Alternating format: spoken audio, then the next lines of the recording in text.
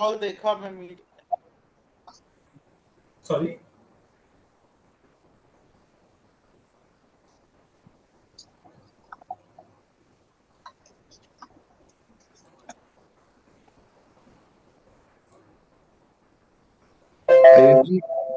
आयुष जी काफी चेंजेस है क्या? अभी कोई जो नए फॉर्म आए हैं मैं देख नहीं पाया था।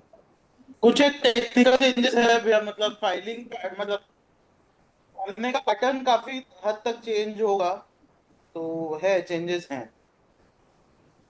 Okay.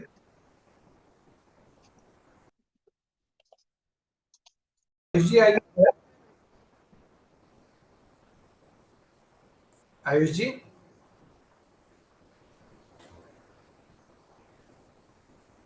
Am I audible?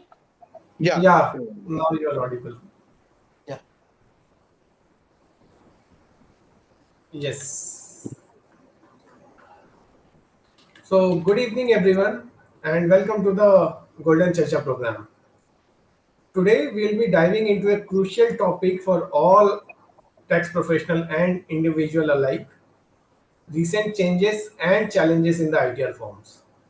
So, to guide us through this intricate landscape, we have with us CA Ayush Goel ji. Welcome, Ayush Goel ji. And before we go into this, we welcome our EIRC member Aditya Kumar Maheshwari ji to have an address note for us. Welcome, Aditya ji. Over to you. Thank you Amit ji. At the outset, I would appraise the audience about this Golden Charcha, which is a very nice initiative being led by our chairman, C. Vishnu Tulshanji. In this Golden Charcha series, we are going to have the discussion over the pertinent topics for the next 50 days. And we are going to learn so many things. Although these Golden Charcha programs are not CP programs, but taking CP, obtaining CP is always not our prime agenda. And learning is the major agenda for all of us. And through these Golden Charcha on every day, we can dedicate 1 hour for our learning. And if we attend all these 50 sessions, for sure we'll be more knowledgeable than before. So today's topic is the new ITR forms. We are exactly 2 months behind the due date, and the due date is now approaching very fast. 15 September are the due dates for the filing of the income tax returns, even after extension. So now it is high time that we start going through the various ITR forms. And we have a wonderful speaker today as CA Ayush Goel ji. He's always ready to help us whenever we require his expertise guidance. And with this, uh, I would hand over the proceeding back to Amit ji so that we don't take much of time, and accordingly Ayush ji can start uh, deliberating on the topic which has been given allotted to him. Thank you. Thank you so much, sir, for those wonderful words. Now, moving ahead, I will just have a brief introduce about CA Ayush Goel ji. So Ayush Goel ji is a member of ICAI and he is currently heading the direct tax division of Bass and Company LLP. He cleared his CA in 2012 with All India rank of 39 and has the highest score in direct taxation. He has also scored All India rank 14 in IPCC exams. Beyond his professional achievement, CA Ayush is dedicated to the education and mentorship. He is a certified mentor for the startup and incubator and a motivational speaker as well. He has conducted over 250 seminars and workshops across the country, and his articles are regularly published in the various forums. Today, he will share his valuable insight on the recent changes and challenges in ITR forms, helping us navigate the complexity of the tax compliance and how to mitigate the liability in the new ITR form. So please join me in welcoming CA Ayush Goel. Over to you, sir.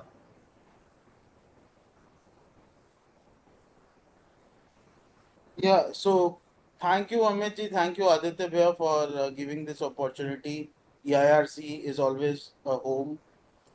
And this, when Amitji first told me about this golden charcha, so that this is something which, as an idea, made me very interested in this, because, as we all know, either it's a CA student or it's a CA qualified, us peers and members and seniors.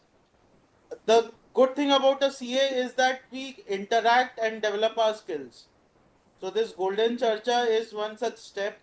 So thank you for making this happen. Coming to the topic for the day, it is about the changes which is there in the ITR forms, and which we have already started filing. The good thing is that the I'm telling it the good thing, but actually or not, it is a good thing that is upon us to ponder. So the dates have been extended. The due dates for the individuals or otherwise who were applicable on 31st of July has been already extended up till 15th of September. So now let us understand what all are the important areas to be to actually see while filing the return for this particular assessment year.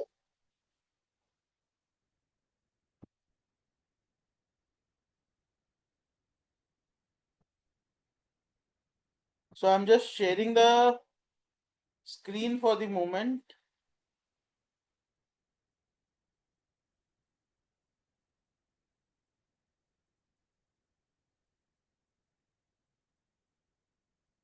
So let me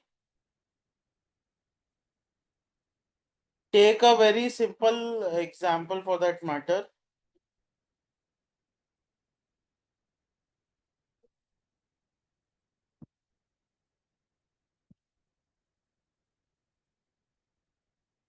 Just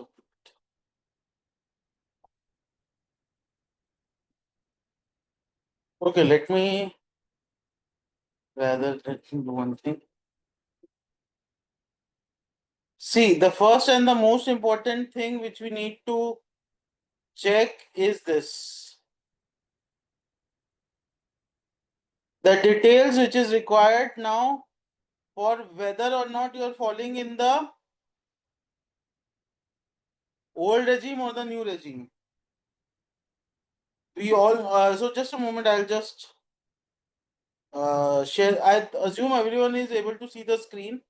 So see, the first question which is there, whether you have filed return of assessment year 24-25 in old regime within due date by filing form 10 IEA 10 FA. So IEA is for the new regime 115 BAC and FA is for the cooperative society new regime. So whether it is yes or no. So the first thing which is required to be answered is, from last year we were in the default old regime. So whether or not we are in the old regime now or we are in the new regime. So last year first we need to reply for last year. So if you have seen the form for the last year, there was no such option because that was the first year which we were in the default new regime. But now in this year, there was a last year, that is assessment year 24-25. So first we need to reply last year what we have done, whether we have opted for the old regime or whether we have not opted for the old regime. Remember, the old regime can only be opted by filing this form 10 IEA or 10 IFA within the due date of filing of return. That's why the question is whether you have filed return of assessment year 24-25 in old tax regime within due date by filing form 10 IE or 10 FA. If yes, then you need to put in the date of filing of 10 IEA or 10 FA, and if and the acknowledgement number, and if no, then the question is, are you filing return for current assessment year in old regime? That means supposedly in the last year you have opted for new regime. That means you have not opted out, but this year you want to opt out. Then you need to see what are the options.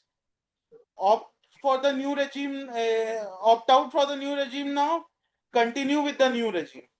If you click continue, no details are required to be filed. If you click yes, opt out, then you need to file the Form 10IA for the current year and put in the details here. Similarly, if there is a yes, that means last year you have opted out. Then what are the options? Whether you want to continue in the old scheme or whether you want to go back to the new scheme. Remember, if you are a business person, that means you are having an income of PGBP. Then once you opt out of the old regime, then the option of taking the new regime again is only available once. That means supposedly 24-25 you have opted out of the new regime. In this year you want to go back to the old regime. Sorry, the new regime. Then in that case you can never come back to the old regime. I'm repeating for everyone's clarity. Assessment year 24-25 you opted out of the new regime, that is you filed return in the old regime. Now this year you want to go back to the new regime. So you can do that. But once you go back to the new regime in this case, then again you will not be able to come to the old regime at all till that time this option is there. Acha, what is the form for again opting in to the new? So we have discussed that 10 IEA or FA was the form for opting out of the new regime. This is the form only which is also there for taking back to the new regime. So अगर अपने को new regime में वापस भी जाना है तो उसके लिए भी we need to file this form 10 IEA and 10 FA itself. So if we have clicked yes for the last year, then it asks us whether you want to continue in the old regime or whether you want to take new regime again. Right? Now there is a third option which is not applicable. Can anyone tell me why? The reason for this is because this form, filing of form 10IE or 10FA is only required if you are having a business income. If you are not having a business, by business I mean business or profession. If you are not having a PGBP income, then you are not required to file a form for opting out. You can simply select in the ITR itself whether you are opting out for the year or opting in for the year. Right? So likewise, supposedly last year you were filing ITR 2. That means you did not have a business income. So last year it was not applicable. So the question whether you have filed return by filing form 10IA, last year since it was ITR 2, it was not applicable to you. But in the current year, supposedly you have a business income.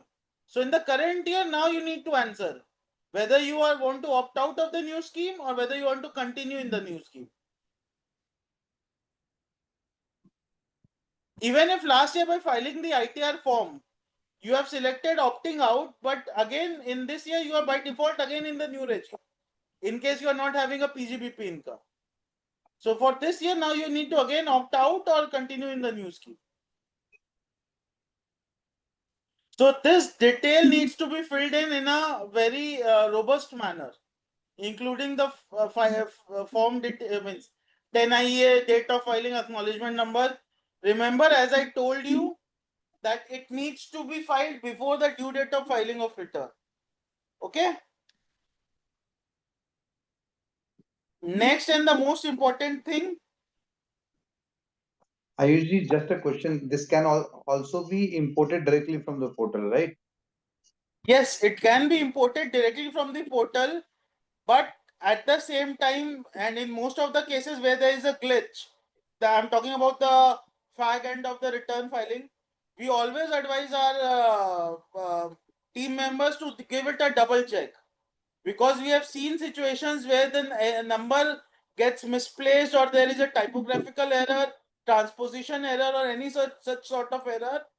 And specifically when you are using a software and there are multiple clients, so there are issues which is being faced, and the effect will be if the details given there is wrong, the benefits of the new regime will not be provided to you in the 143.1 intimation. And then until unless you file return, it will also not continue to be made available to you. So that's why we always advise to give it a double check. But yes, as Bhaiya rightly said, we have an option to import it from the portal as well. Thank you. Thank you Next, very much. next important thing is about this TDS. So in TDS, there is an option called section number. Earlier, I'm sure if you guys have been using the software, you must have had a habit of seeing it in the TDS schedule. But in the previous years, this section column was not being captured in the return itself. In return, it was head of income, TAN number, name of deductor, etc. All these things were there, but the section number was not captured in the TDS schedule in the ITR form itself. But now the section number is also captured in the ITR form. Now someone may ask, why is it so that what was the requirement of capturing the section number? So the essential requirement of capturing the section number, to my understanding, I'll share one example with you. Supposedly there is a TDS which has been deducted under section 194H or 194H for that matter, which is commission or brokerage. So people even on those income have been taken presumptive income. Whereas we know that under 44 AD, commission and brokerage is outside the purview of presumptive income. So to safeguard or to put a stop on all such bogus deduction, bogus claims, one of the reason is this section has been introduced. As we speak, I'm not sure how many of you are updated, but as we speak, in over 200 spots, a search is being conducted throughout the country, which is talking about various things such as bogus deductions, claim on donation, bogus tuition income, and all such bogus deductions. And the person who have means enabled that for the assessees, they are being searched upon in over 200 locations. So these are the grips which the department is now placing on the various assessees, and all such malpractices are being tried to be curbed. The way I'm telling tried to be curbed is because the effect is long lasting and needs to be seen. Right? So this is another important form of change. The third and important form of change, I'm not sure how many of your clients or how many of you are using this deductions, because these deductions are now applicable only in the old regime. But if you are using, then you need to put in a lot of details this time. Like if insurance, earlier you used to put in only the amount, but now you need to put in date, description, amount eligible, the policy number. Now supposedly there is a policy for which you are making quarterly payments. So for that as well, you need to now mention it 4 times, because there is a date wise detail which is being seen. Right?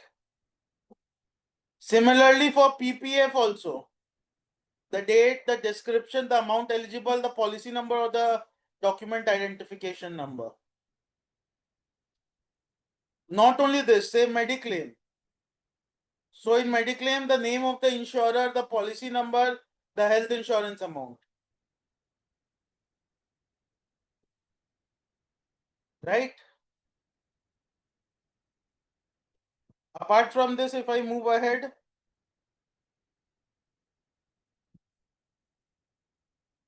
this, I'm not sure how many of you even remember this term called PRAN.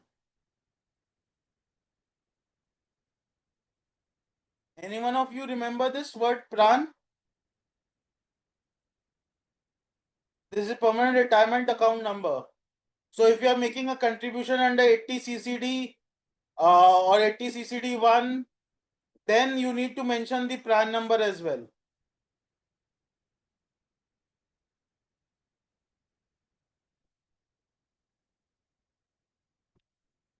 Right? Supposedly, if you are taking an interest on loan deduction 80E, then loan taken from name of bank, loan account number, date of sanction of loan, total amount of loan outstanding as on the last date of the financial year, interest.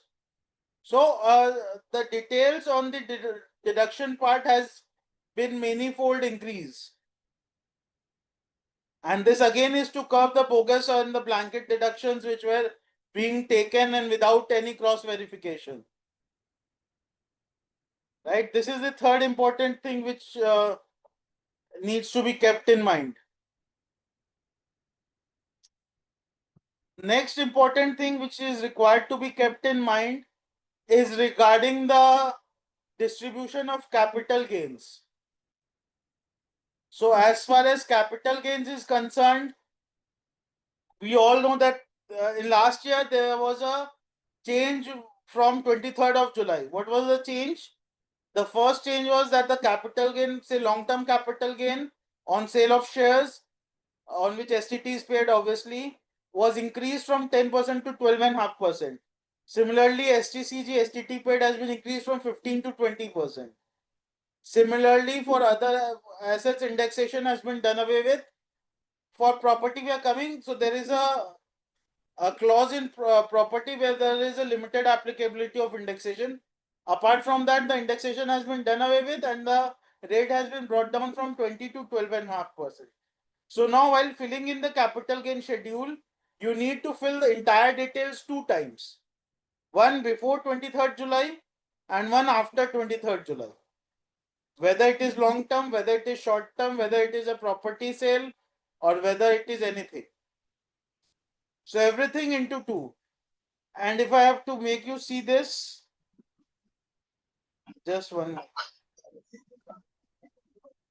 Here also see, we know that also we need to put the capital gain in the quarter wise for the applicability of advance tax. So for advance tax also there has been breakup 66 to 22.7, 22.37 to 15.9. So clearly these two portions fall before 22.7 and all others fall after 23.7. I usually on a lighter side. ITR forms have incorporated my birthday in the forms. My birthday happens to be 23rd July. So Bhaiya, I will tell that your birthday is a date which everyone will remember throughout their life now. Right.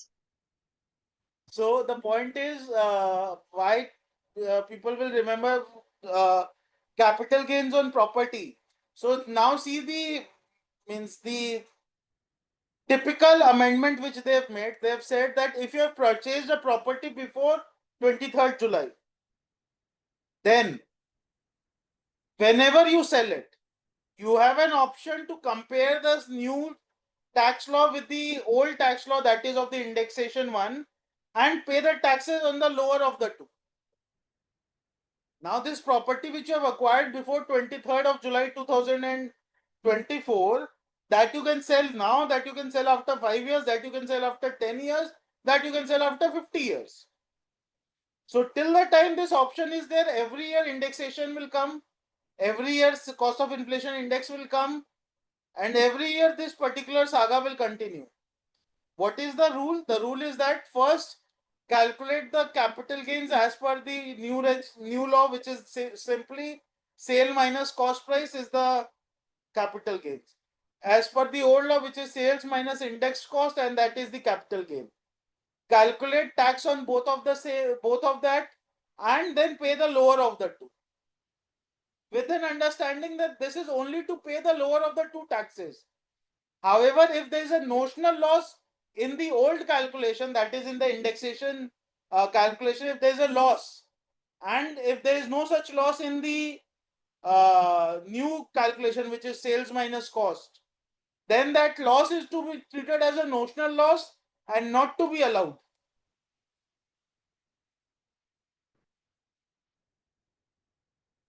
I think I am pretty much clear on this point. Right? Great.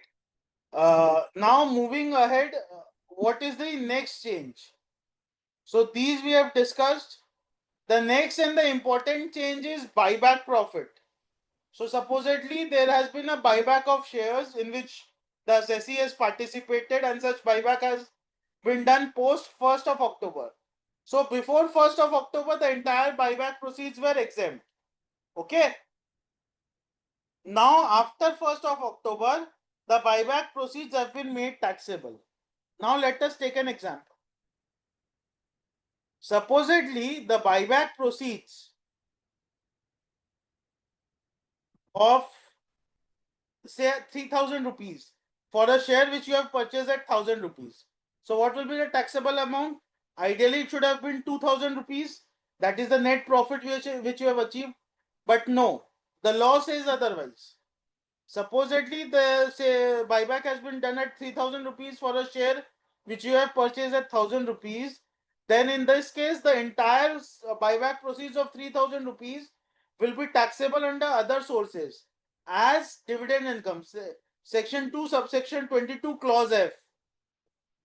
It will be treated as deemed dividend. Entire 3,000 rupees.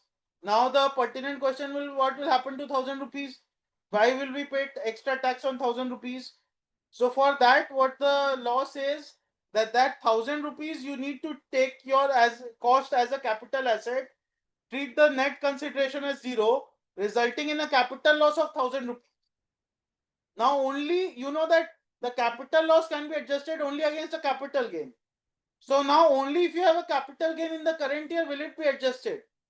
Otherwise, carry it forward, but will not let it set off with the 3,000 rupees because that is under other sources. So this is a very typical amendment to my understanding. Again, it is ultra vires the constitution because you cannot restrict a cost which is directly attributable to the revenue and charge the entire revenue without allowing the cost. So again, its future is based on various risks and which will happen in its due course. But as of now, this is clear. Now coming to the next important debate, which is about the rebate. So rebate under 87A. It has been made aptly clear in 112A itself, which is regarding the long-term capital gain, that the long-term capital gain amount will not be available for rebate, whether it is the new regime, whether it is the old regime. However, there is no such specific amendment in short-term capital gain. Now there is an amendment in 115 BC, right? In which is understood to have implied that for new regime the short-term will also not be available. Though to my understanding that amendment is not clear itself and needs to be clarified. Howsoever, the generic understanding or the common understanding to that is that long term is not available in both of them because both of the regimes because 112 is specifically tells. Now based on the amendment in the 115 BC, the short term capital gain will also not be available for rebate, or rather any special rated income will also not be available for rebate in the new regime. Howsoever, it will be available in the old regime. So this query has also been aptly made clear.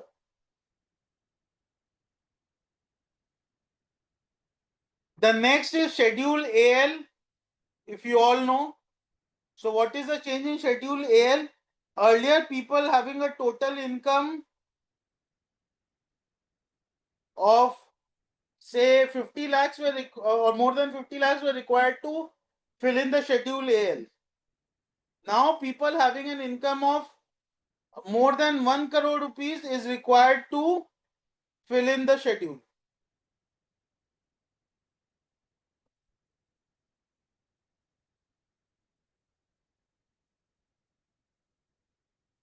Right?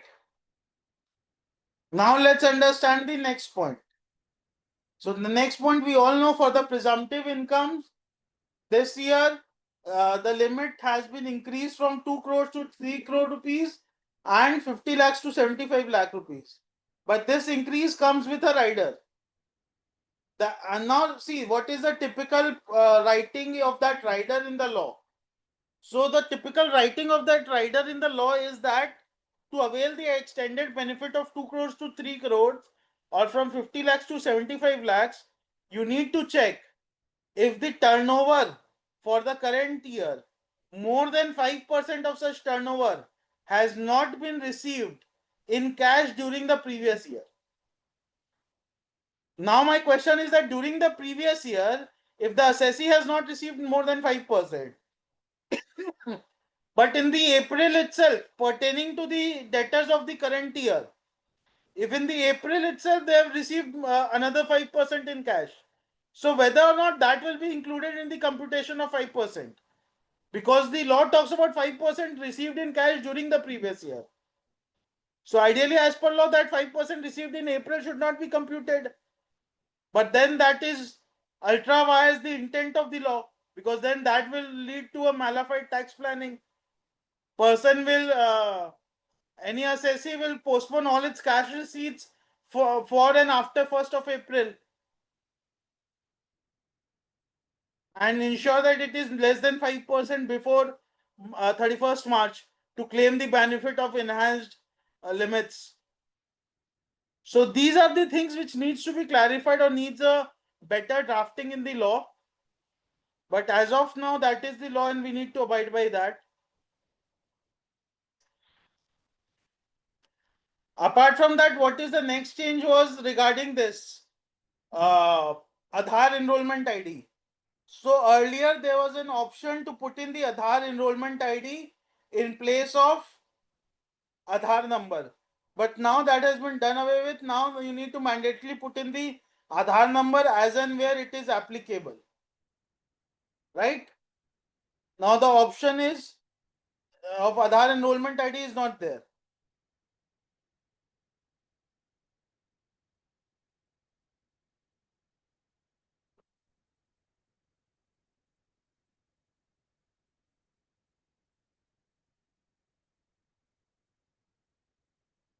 Just a moment.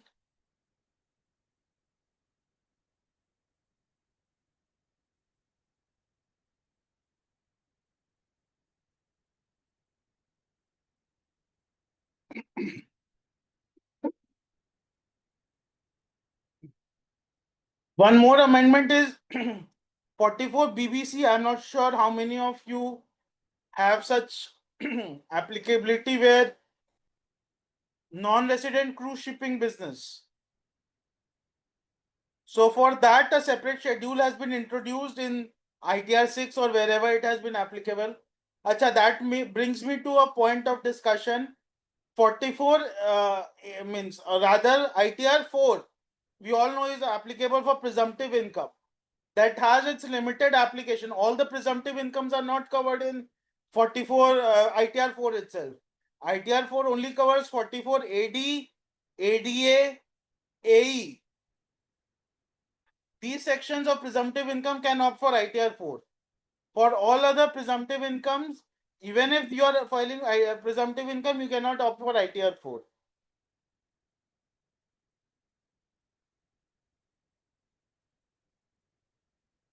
Clear on that?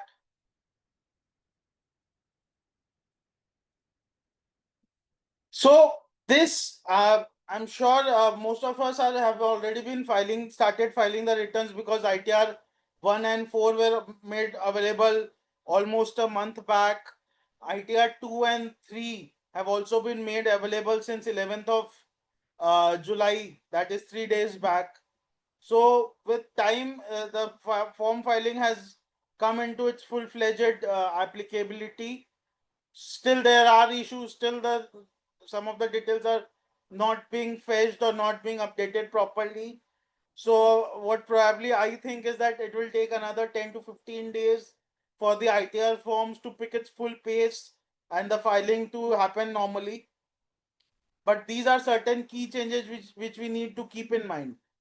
The other important thing we need to keep in mind is that there were a lot of issues which were happening last year, like the gross income as shown in AIS or 26AS was compared to your net income of ITR forms. So you need to ensure how to report your income in the ITR forms.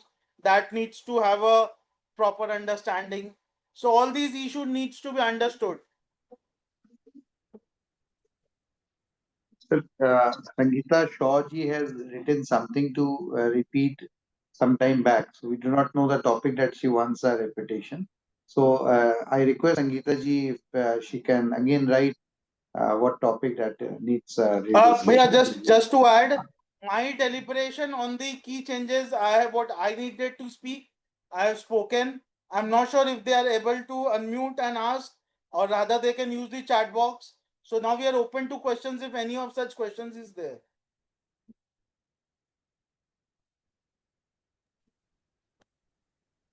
Yeah, wonderful. So, Sangeeta ji, now you can directly ask the question by unmuting yourself. And I'll request the administrator to please allow everyone to unmute and speak. Uh, to all the participants, can we just take the question answer round at last so that Ayush we can complete the session and then we can have a. नहीं नहीं अमित भैया, my deliberation has मतलब जो मुझे बोलना था is more or less over. Will have more because I always want, because ITRs are something which is more practical, query oriented. तो changes तो मैंने बोल दिए हैं, अब जिनके queries है अपने वो ले लेते हैं.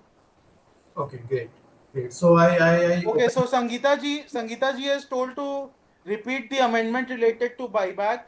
So Sangeeta ji, let me first give you a brief background. There was a section called 115 QA, and then there was another section called 1034A.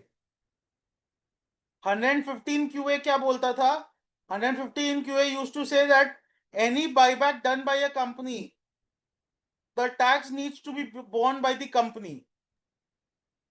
And 1034A used to say that the amount received by the shareholders will be exempt in hands of the shareholders. Now, by the amendment on 23rd July, applicable from 1st of October, what has been done? 115 QA has been sunset, and also 1034A has been sunset. That means the company no longer needs to pay tax on buyback.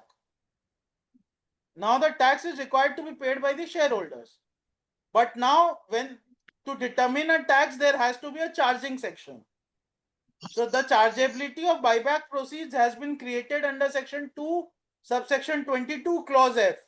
I am sure most of us have heard 222E, which is deemed dividend. So just next to that, 222F has been inserted for the gross amount of the buyback proceeds. So in my example, if I have purchased a share at 1,000 rupees and I have bought it back, means the company has bought it back at 3,000 rupees, then the entire 3,000 will be taxable as other sources in 2F. So now the question is, what will happen to that 1,000 rupees? Because ultimately my profit is only 2,000 rupees. So now what the government said is that 1,000 rupees will allow, but will allow you as a capital loss. That means we'll treat the net consideration and the capital gains as zero. That 1,000 rupees will be your cost, resulting in a capital loss of 1,000 rupees. Now for that capital loss to be allowed to you, because that capital loss is only set off against a capital gain. So you need to have a capital gain in that year to be allowed that 1,000 rupees in that year itself.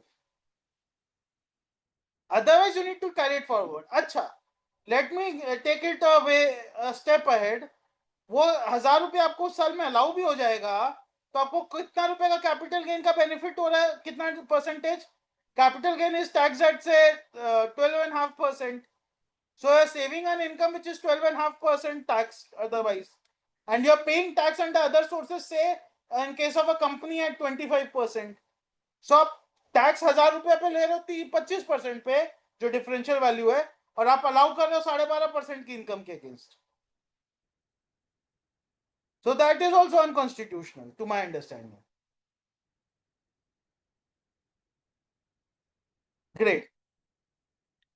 Next, Priyanka ji का question है, in case of sale of property, if as per old regime there is a loss and under the new regime we have profit, then mandatory we will always have to pay tax. No ma'am, let's take an example for you to understand. Supposedly the sale proceeds is say 30 lakhs, right? And the cost as on 1/4/2001 is say 10 lakh rupees. So the indexation for this year, say assume is 365. I'm not clearly remembering what is the indexation which has come.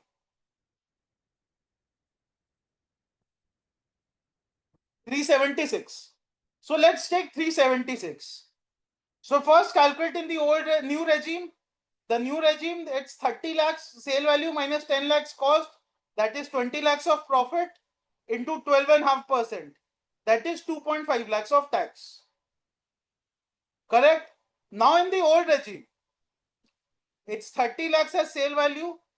Indexation cost is 37 lakh 60,000, resulting in a loss of 7 lakh 60,000.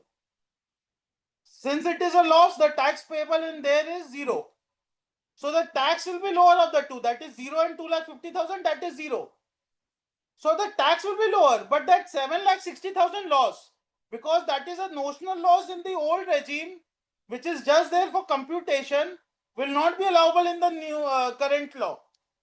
Acha, in this old regime and new regime, this do not please connect it with 115 BS. ये मैं खाली आपको old law new law समझाने के लिए बता रहा हूं, ठीक है ना. ये रेजीम को उससे मत समझिएगा. ओल्ड लॉ था कि वो जो इंडेक्सेशन वाला नया लॉ है विदाउट इंडेक्सेशन वाला, जिसमें खाली ओल्ड लॉ से कंपैरिजन का ऑप्शन दिया गया है, ठीक है ना. तो लॉस नहीं अलाउ होगा, बट क्योंकि लॉस है पुराने वाले में और टैक्स उसके कारण 0 हो रहा है, तो टैक्स आपको लोअर ऑफ द टू 0 देना है, but loss will not be allowed. I assume it's clear for Priyanka ji.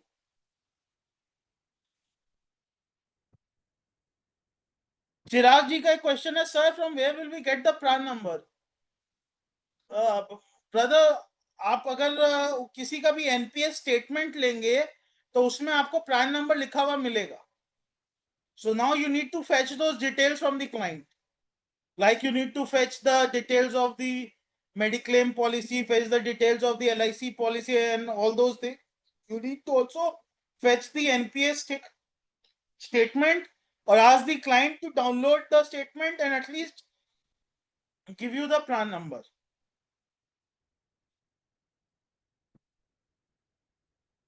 I think that is also clear, Chirag ji.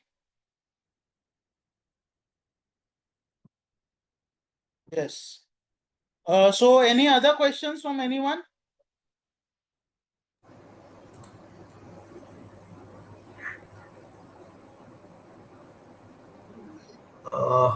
Any question from any of the participants?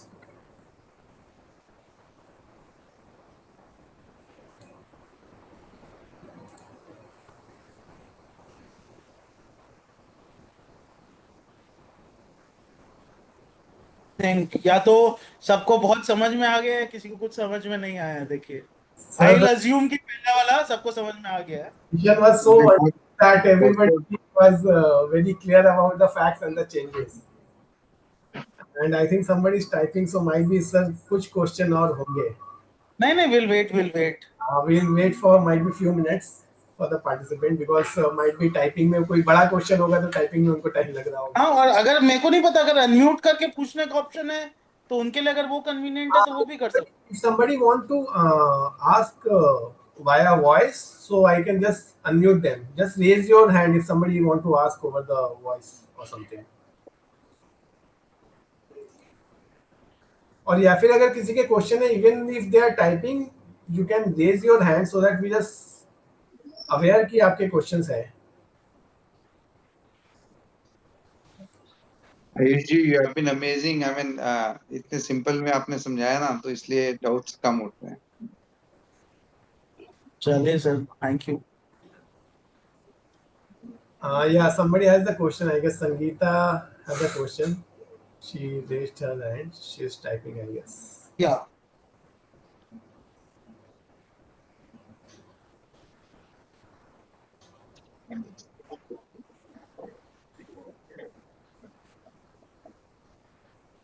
Sir, kindly repeat adjustment of HTCG from STCG from debit. So, Sangeeta ji, and for all others, if you had been following this budget speech of our Honorable FM on this 1st of February, she categorically mentioned that the rebates on special rated income, will not be allowed in the new regime. Now, how that has been broken up in the law? Because what she has said has to have a legal validity as far as law is concerned. Now, LTCG we know is covered under 112A. So in 112A there is a specific amendment which talks about that 87A rebate will not be available on 112A income. So that means 112A income, whether falling in the new regime or whether falling in the old regime, will not be subjected to rebate under 87A. Clear on that? Now the next question which comes into point is, what about STCG and other income? So now amendment has been placed in section 115 BC, which talks about the new regime. Based on the plain reading of that particular amendment, it can be construed and understood that STCG or any other special rated income will not be available for rebate under the new regime. LTCG in both the regimes and all special rated incomes in the new regime. I went ahead and said a particular statement to my observation that amendment itself under 115 BC is ill-defined or leading to multiple interpretations. So that is a separate story, but howsoever, based on what intent has been presented by our Honorable FM and the plain reading of that amendment in 115 BC, STCG will not be available. That is, rebate will be allowed only on the normal rated income and not on the special rated income. I hope query is resolved, Sangeeta ji.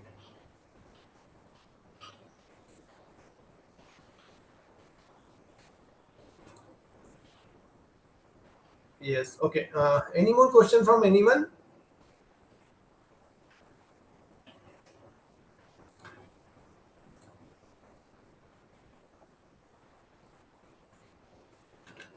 I think the session was so well explained that almost all the queries has been resolved and taken into note.